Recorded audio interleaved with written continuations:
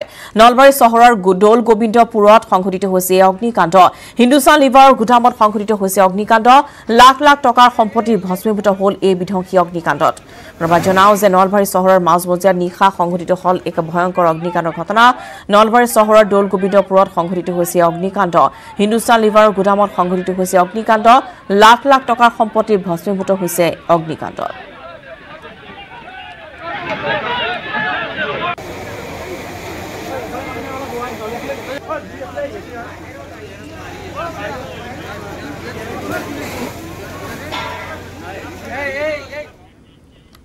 और पुनः अসমলৈ আহিব কেন্দ্ৰীয় গৃহমন্ত্ৰী অমিত শাহ 24 জানুৱাৰীত কোকৰাঝাৰলৈ আহিব অমিত শাহ বিটিআৰ চুক্তিৰ বৰ্ষপূৰ্তি অনুষ্ঠানত ভাগ ল'ব শাহে সপ্তাহজোৰা কাৰ্যসূচীৰে অনুষ্ঠিত হ'ব বৰ্ষপূৰ্তিৰ অনুষ্ঠান প্ৰবাজনাও যে পুনৰ অসমলৈ আহিব কেন্দ্ৰীয় গৃহমন্ত্ৰী অমিত শাহ আৰু 24 জানুৱাৰীত কোকৰাঝাৰলৈ আহিব অমিত শাহ বিটিআৰ চুক্তিৰ বৰ্ষপূৰ্তি অনুষ্ঠানত ভাগ ল'ব কেন্দ্ৰীয় গৃহমন্ত্ৰী গৰাকীয়ে সপ্তাহজোৰা কাৰ্যসূচীৰে অনুষ্ঠিত হ'ব বৰ্ষপূৰ্তিৰ অনুষ্ঠান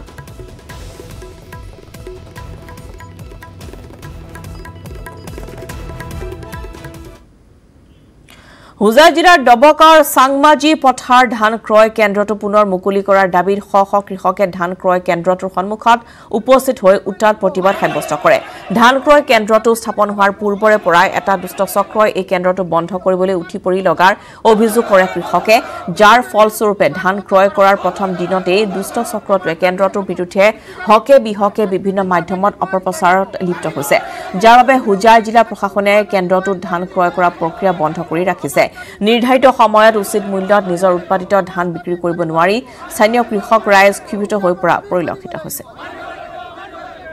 আমাৰ ক্ৰয় কেন্দ্ৰটো মুকলি কৰি দিব লাগে ধান ক্ৰয় কেন্দ্ৰটো ইয়াত দুইজনমান দুষ্ট চক্ৰই মিলি ক্ৰয় কেন্দ্ৰটো বন্ধ কৰিব বিচাৰিছে এই কাদিৰ নামত মানুহ এজন তেওঁৰ ৰিলেটিভৰ কোনোবা হয় তেওঁলোকে গুদামটো মানে তেওঁলোকৰ ওচৰতে নিব বিচাৰি আছে তেওঁলোকৰ ব্যক্তিগত স্বাৰ্থৰ কাৰণে কিন্তু এই গুদামটো ইয়াত থকাৰ কাৰণে আমাৰ এইটো অঞ্চলৰ বহুত মানুহৰ সুবিধাজনক হয় আমি সেইটো কাৰণে এই কেন্দ্ৰটো ইয়াতে মুকলি কৰি দিব লাগে অসম চৰকাৰ তথা হুজাই জিলা প্ৰশাসনক অতি সোনকালে খুলি দিব লাগে অনুৰোধ জনাইছোঁ বেলেগুৰি পথাৰ বেলেগুৰি গাঁও চাংমাজি পথাৰ চাংমাজি মিকিৰ গাঁও সৰু পথাৰ 48 এনেকুৱা আমাৰ প্ৰায় 20খন গাঁৱৰে ইয়াত ধান দিয়াৰ কাৰণে সুবিধাজনক গতিকে আমি কৃষক ৰাইজে ইয়াৰ পৰা বুকিনি হুজাই দিম বা বেলেগ জেগাত দিম আমাৰ কাৰণে সক্ষম নহয় কাৰণ আজিৰ দিনত যেটো খৰচ হয় সেই অনুপাতে আমি ইমানখিনি বুকিনি দিলে আমাৰ লছ হয় গতিকে এই কেন্দ্ৰটো ইয়াত থকাটো আমাৰ কাৰণে অতি আৱশ্যক অতি প্ৰয়োজনীয় গতিকে এই কেন্দ্ৰটো আমাৰ ইয়াত স্থাপন হৈছে যেহেতু আমাৰ ৰাইজৰ কাৰণে আমাৰ কৃষকৰ সুবিধাৰ কাৰণে গতিকে আমি ইয়াত এই কেন্দ্ৰটো থকাটো আমি বিচাৰো ৰাইজে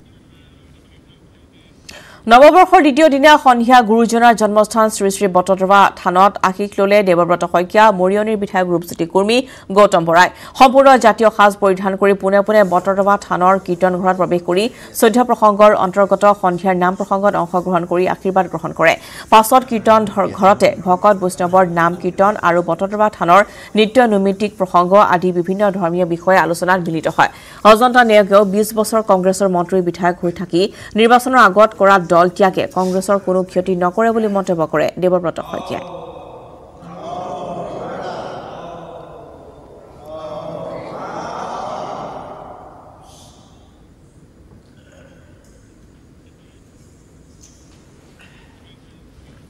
ধ্বংসৰ গৰাহত ৰঙিয়াত ঐতিহাসিক আৰিমত গড় ৰঙিয়াৰ লগতে ৰাজ্যৰ গৌৰৱোজ্জ্বল ইতিহাসৰ সম্পদ হিচাপে চিহ্নিত আৰিমত গড় বেদখলকাৰী কবলত ইতিহাস প্ৰসিদ্ধ আৰিমত গড়টোৰ ঠায়ে ঠায়ে গছ-গছনি কাটি তহিলং কৰিছে নিশাৰ ভিতৰতে ইতিহাস প্ৰসিদ্ধ এই গড়টোৰ ঠায়ে ঠায়ে গছ-গছনি কাটি তহিলং কৰাৰ লগতে মাটি খনন কৰিছে একাংশই নিশ্চিহ্ন হোৱাৰ পথত এই কীৰ্তিৰ চিহ্নটো তৎসত্বেও কোনো গুৰুত্ব নাই ৰঙিয়া সমষ্টিৰ বিধায়ক তথা জলসিঞ্চন মন্ত্ৰী ভৱেশ কলিতা আৰু প্ৰশাসনৰ যদিহে সোনকালে ব্যৱস্থা গ্ৰহণ কৰা নহয় তেতিয়াহ'লে হয়তো কালৰ গৰাহত হেৰাই যাব ঐতিহাসিক আৰিমত গড়টো বেদখলকাৰী কবলত থকা আৰিমত গড়ৰ ভূমিখিনি বেদখলমুক্ত কৰাৰ লগতে ইয়াৰ সংৰক্ষণ আৰু সৌন্দৰ্য বৰ্ধন কৰি পৰ্যটনস্থলী হিচাপে গঢ়ি তুলিবলৈ দাবী জনাইছে ৰাইজে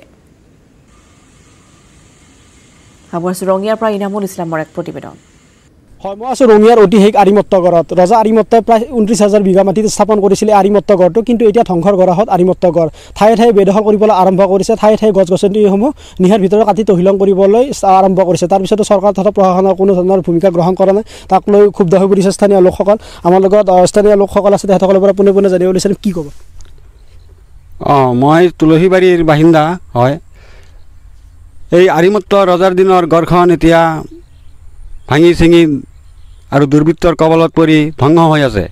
বহু মূল্যৱান কাঠ, বহু গছ গছনি আছিল, এইবিলাক দুৰ্বৃত্তই তহিলং কৰি আছে। এতিয়া মই জানিব খোজোঁ চৰকাৰে এইটো সুৰক্ষা দিয়াৰ কোনো ব্যৱস্থা গ্ৰহণ কৰা নাই।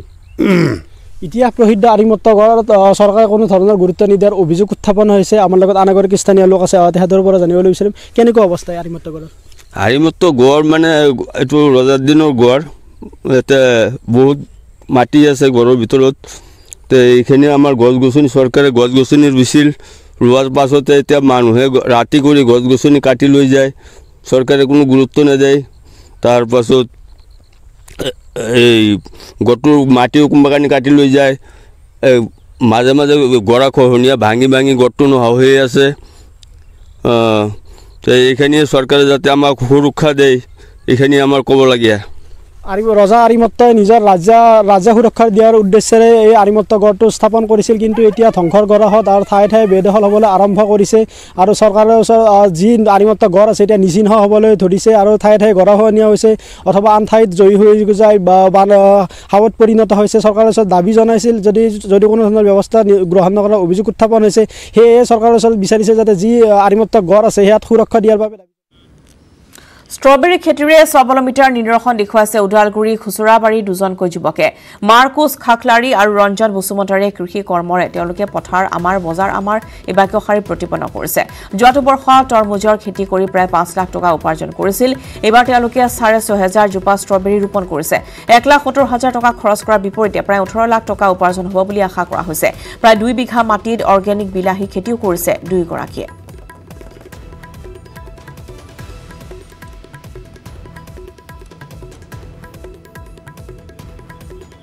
ওদালগুৰিৰ পৰা ৰিপুঞ্জয় নাথৰ এক ৰিপৰ্ট।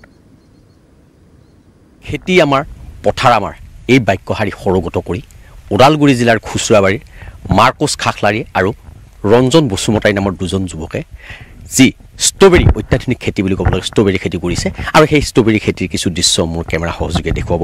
এইদৰে সুন্দৰকৈ লানি লানিকৈ এই ষ্ট্ৰবেৰী ৰোপণ কৰা হৈছে আৰু ষ্ট্ৰবেৰী কিছু পকিবলৈ আৰম্ভ কৰিছে। সম্ভৱ হ'লে মোৰ কেমেৰা সহযোগে দেখুৱাব।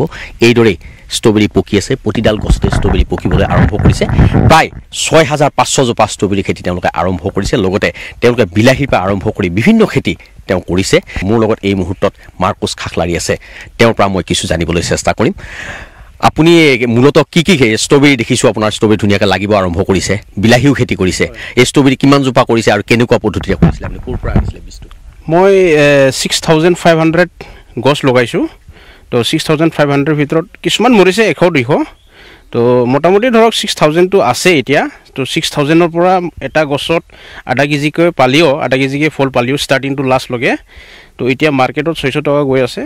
তো এটা গছৰ পৰা যদি আধা কেজি যদি আমি ফল পাওঁ তো 300 টকা আমি ধৰি লৈছোঁ। তেতিয়া কিমান টকা হ'ব আপোনাৰ?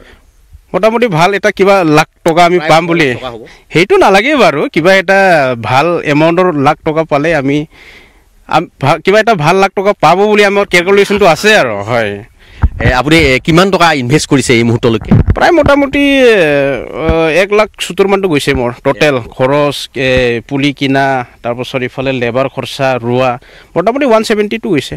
পুলিটো ক'ৰ পৰা আনিছিলে? হিমাচলৰ পৰা আনিছোঁ ছাৰ। হয় হয়, হিমাচলৰ পৰা। কেনেকুৱা অনুভৱ? হয়, মই মানে বৰ্তমান মই প্ৰাইভেটৰো প্ৰফেচাৰ কৰি আছোঁ, মানে লেকচাৰাৰ কৰি আছোঁ। হয়, এইটো মানে মোৰ পাৰ্ট টাইম হিচাপে মই কৰিছোঁ। বৰ্তমান মই PhD কাৰণেতো ট্ৰাই কৰি আছোঁ।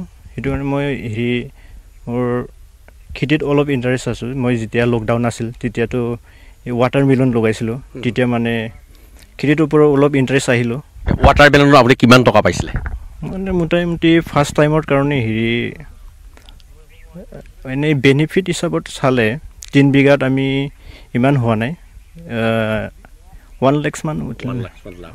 আচলতে এইদৰে ষ্ট্ৰবেৰী খেতি প্ৰায় 6,500 জোপা ষ্ট্ৰবেৰী খেতি তেওঁলোকে লগাইছে আৰু এই ষ্ট্ৰবেৰী খেতিৰ জৰিয়তে আচলতে তেওঁলোকে প্ৰায় 18 লাখ মান টকা পাব বুলি তেওঁলোকে এটা অনুমান কৰিছে। যদি একো প্ৰাকৃতিক দুৰ্যোগ বা কোনো দুৰ্যোগ নাহে তেতিয়াহ'লে কিন্তু তেওঁলোকে সুকলমে যদি বিক্ৰী কৰিব পাৰে প্ৰায় 18 লাখ মান টকা তেওঁলোকে উপাৰ্জন কৰিব পাৰিব।